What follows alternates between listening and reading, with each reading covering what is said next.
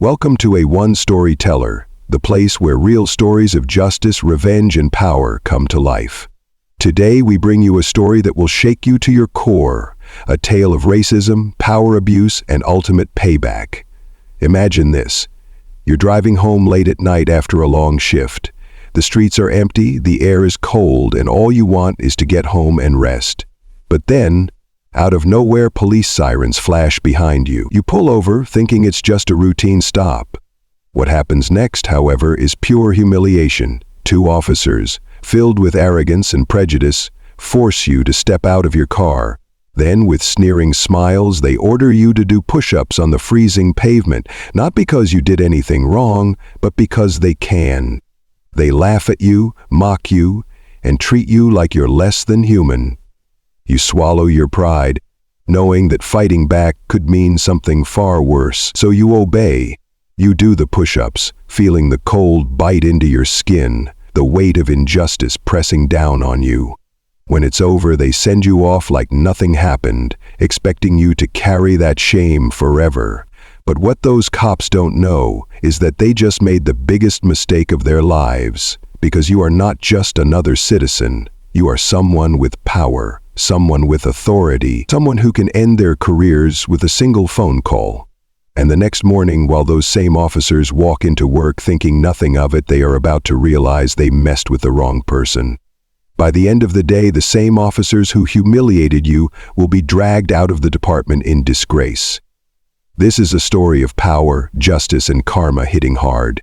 It's a story that proves, no matter how untouchable someone thinks they are, justice always comes for them. So, sit back, grab your popcorn, and get ready. Because this is the story of Danielle Carter, the woman who turned humiliation into victory and took down two racist cops with one brilliant move. And trust me, this is just the beginning. The wind howled through the dark streets of Coldwater City, cutting through like knives.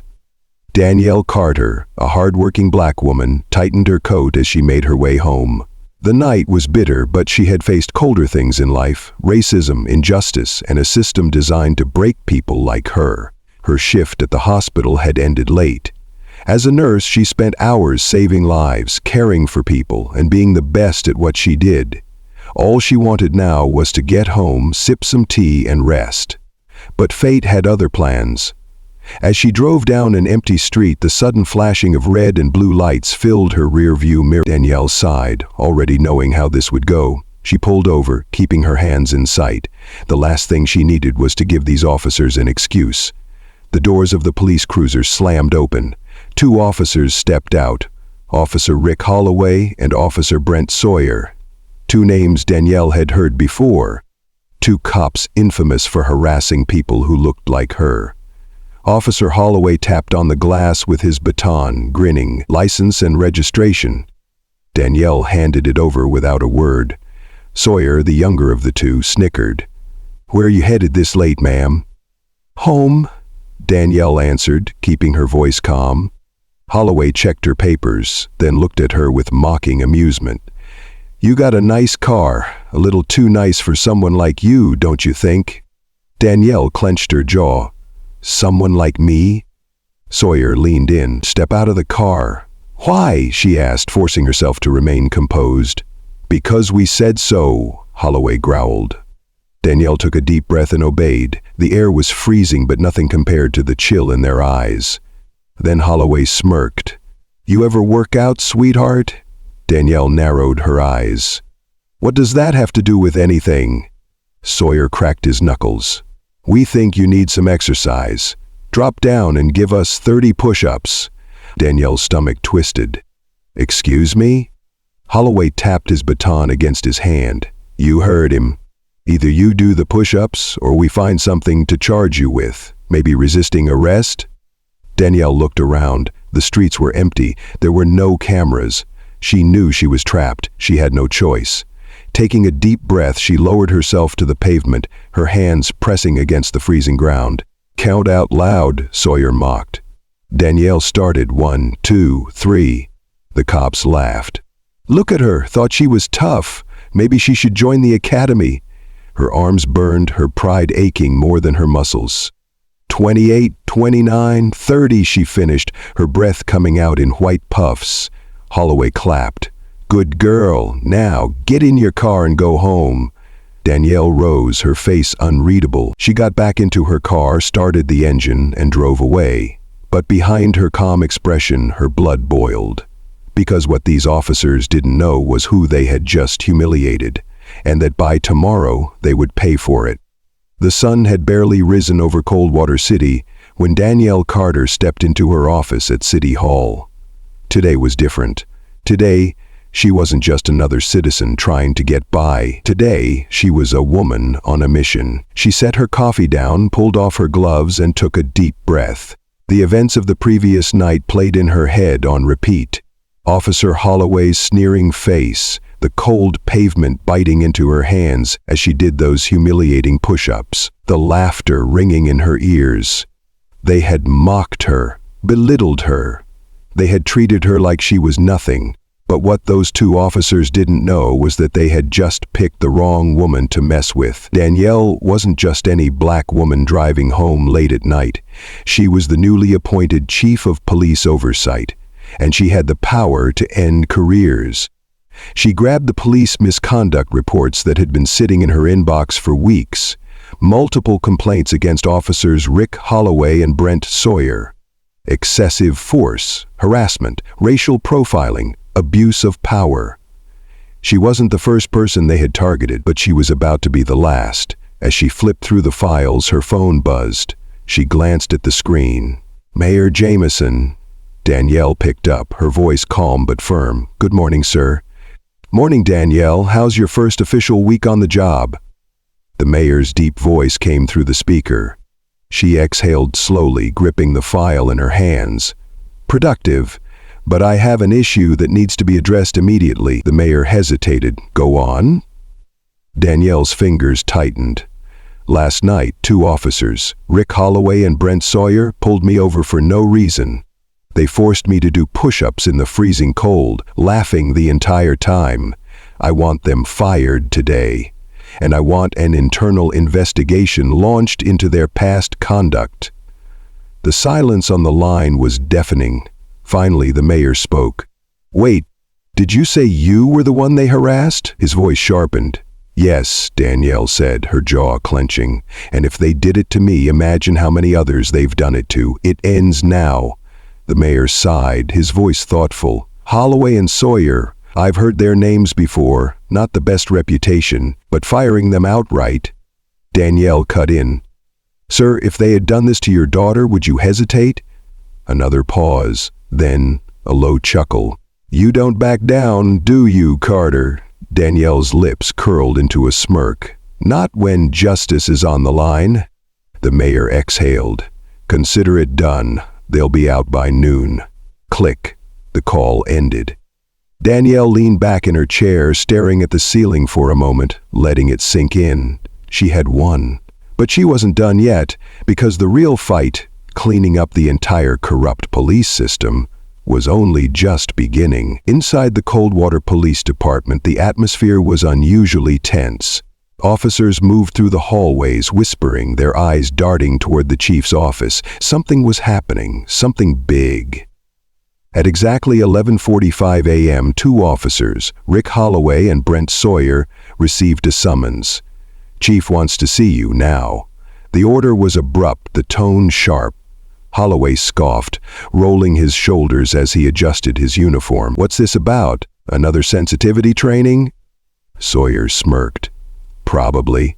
They love giving us those bullshit lectures. Let's get this over with. The two men walked through the station, confident as ever, unaware that their world was about to come crashing down. The moment of reckoning, when they entered the chief's office, they froze. Sitting behind the large oak desk, staring at them with unreadable eyes, was Danielle Carter, the woman they had laughed at, humiliated and forced to do push-ups just hours ago.